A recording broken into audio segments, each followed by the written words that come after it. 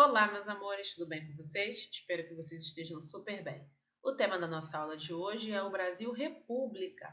A gente já viu como estava, o Brasil na época que ele era uma monarquia, que era quando o imperador cuidava, de todas as demandas, de todas as obrigações, de tudo que o país, no caso a colônia, de tudo que a colônia precisava, vinha as informações do imperador, do rei.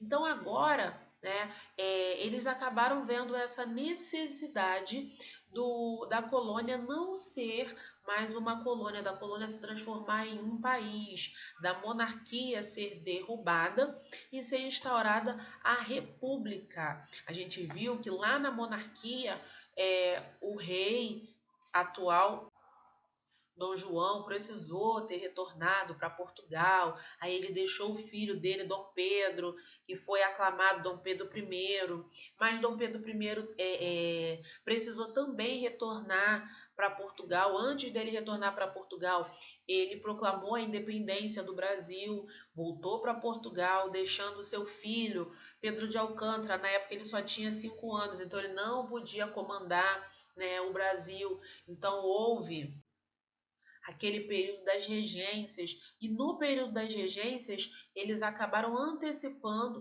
a maioridade de Dom Pedro, que no caso era o Dom Pedro II, que era o Pedro de Alcântara anteriormente.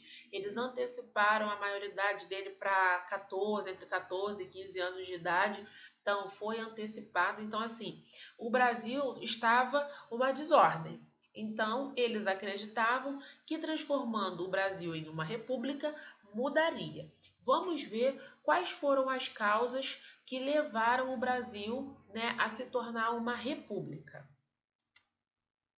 Fatores contribuintes para a proclamação da República. Com a abolição da escravatura, o que aconteceu?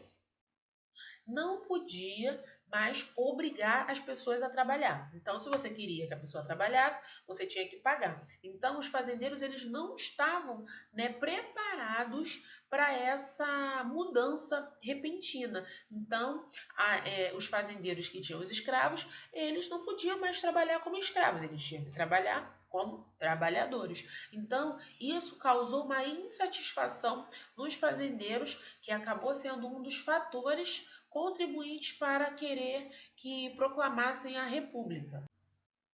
A igreja, ela era muito colada com o governo, porém, a igreja nesse momento não estava satisfeita com algumas ordens que o imperador tinha dado, acabou prendendo 2 bispos, causando uma insatisfação na igreja, que a igreja acabou se afastando do governo. Então, isso também foi um dos fatores que contribuíram para que a proclamação da República tivesse cada vez mais próxima. Vocês lembram aquela guerra que teve no Paraguai? Então, os militares que participaram daquela guerra, eles saíram de lá vitoriosos. Então, o fato deles terem vencido aquela guerra deu a eles um achar. Então, eles achavam que pelo fato deles terem vencido a guerra, eles precisavam dar palpite, no governo. Eles queriam participar das decisões do governo. Como isso não foi acatado, acabou gerando essa insatisfação entre os militares, que acabou também contribuindo, um passo a mais para que a proclamação da República estivesse cada vez mais próxima. Isso também aconteceu com a classe média, que envolviam os professores, os advogados. Eles também queriam participar do governo, eles queriam poder também interferir, sugerir, e que essas sugestões fossem acatadas para que, eles estivessem presentes nessas decisões, coisa que também não aconteceu, gerando também insatisfações. Mediante a todas essas insatisfações, então Benjamin Constant ele organizou a proclamação da República para o dia 20, que hoje é o dia da bandeira. Só que ele estava com medo de ser descoberto. Então, esse medo de ser descoberto fez com que ele antecipasse a proclamação da República para o dia 15, que é o dia que a gente comemora, feriado, é comemorado a proclamação da República, que foi agora no domingo. Com a proclamação da República, o Brasil ele deixou de ser uma monarquia, que era o poder era passado de pai para filho. Então, na monarquia, acabava que ficava ali fechado somente na família real portuguesa, porque ia passando de pai para filho. Então, o pai passava o que ele queria que o filho aprendesse, né? Ele passava para o filho, e o filho passava para o neto, e assim sucessivamente. Então, acabava que o querer da população no geral, não era atendido, porque acabava sendo fechado nas decisões que a corte portuguesa desejava que tivesse. Foi aí então que foi organizado um governo provisório, onde Marechal Deodoro da Fonseca foi nomeado, né, presidente do Brasil. Então ele entrou para a história como o primeiro presidente do Brasil. Os primeiros atos como presidente do Brasil. Houve um novo regime político, né? Porque antes tinha o regime de acordo com a monarquia, né? Então o imperador, ele é quem ditava as ordens. A partir do momento que deixou de ser monarquia e passou a ser uma república, então Marechal Deodoro da Fonseca passou a ditar novas ordens. As províncias passaram a se chamar estados, né? Os atuais estados que a gente conhece hoje. Estado do Rio de Janeiro, Estado de São Paulo. Então, deixaram de ser províncias, né? E passaram a se chamar estado. Separação das obrigações entre Estado e Igreja, porque Estado e Igreja eles caminhavam juntos. Então, a Igreja ela intervinha, né, nas decisões do Estado. Ela acabava somando, né, forças junto com o Estado.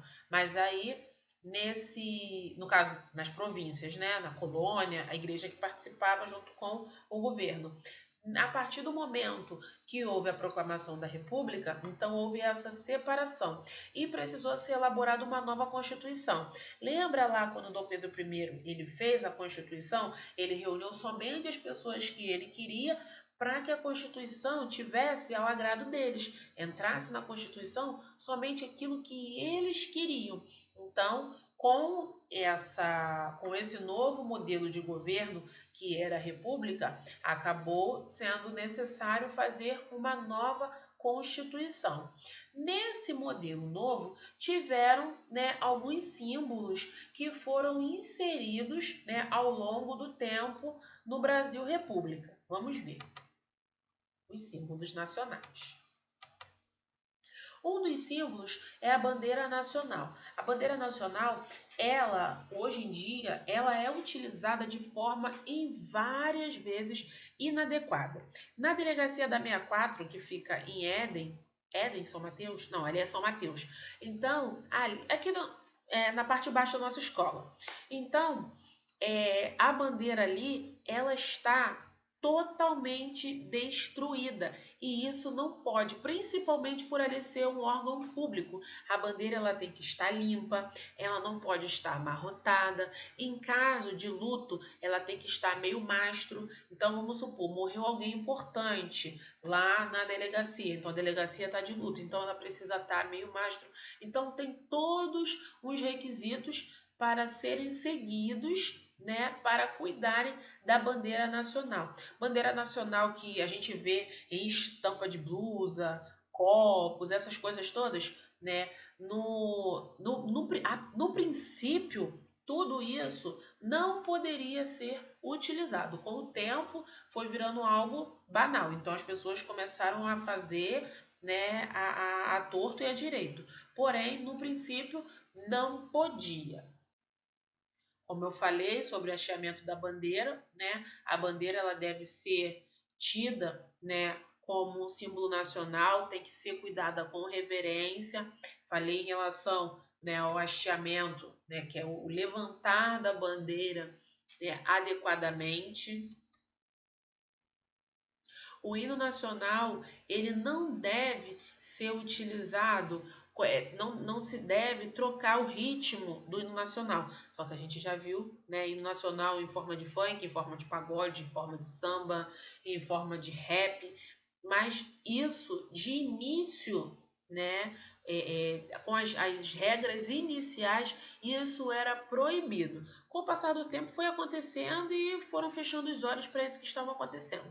porém, de início isso era obrigatório. Se vocês forem ver, na época dos pais, né, dos seus pais, no caso dos seus avós, dos bisavós, quem ainda tem os bisavós, a forma que o hino nacional era cantada, né, as posturas dos alunos no dia de cantar o hino nacional eram totalmente diferentes das posturas que são adquiridas hoje. Então, ninguém ficava se coçando, ninguém ficava dançando, ninguém ficava batucando. Então, o hino nacional, ele sempre era tido, né, era um momento de reverência, era uma solenidade cantar o hino nacional e se errasse o hino, voltava, cantava o hino tudo de novo, porque precisava ser realizado de forma adequada. Esse é o brasão de armas nacionais. Ele deve ser utilizado obrigatoriamente no palácio e na residência do presidente. Então, esse símbolo ele é obrigatório em várias forças armadas do nosso país.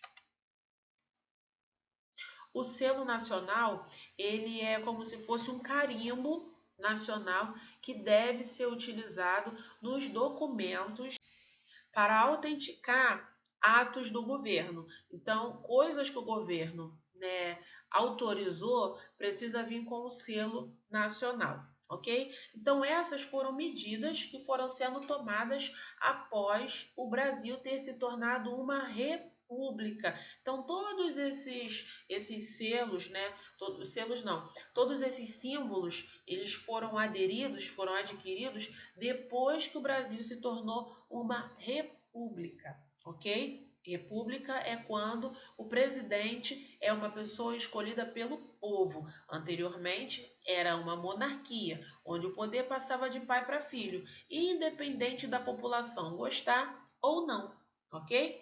E aí, gostaram da nossa aula? Então agora é o momento de vocês realizarem as atividades com bastante atenção e com bastante capricho. Ah, e não se esqueça, se tiver dúvida, pode ir lá no nosso grupo, tudo bem? Um grande beijo. Tchau!